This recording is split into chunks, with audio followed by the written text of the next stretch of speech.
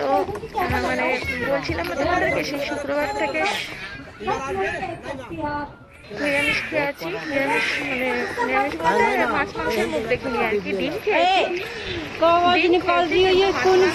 দেখিনি শুক্র শনি 3 দিন ওরে কষ্ট হয়ে গেছে একটু আমার। তো চলো মাটন নিয়ে আসি, অল্প করে নেব, মানে 500 মতো নেবো।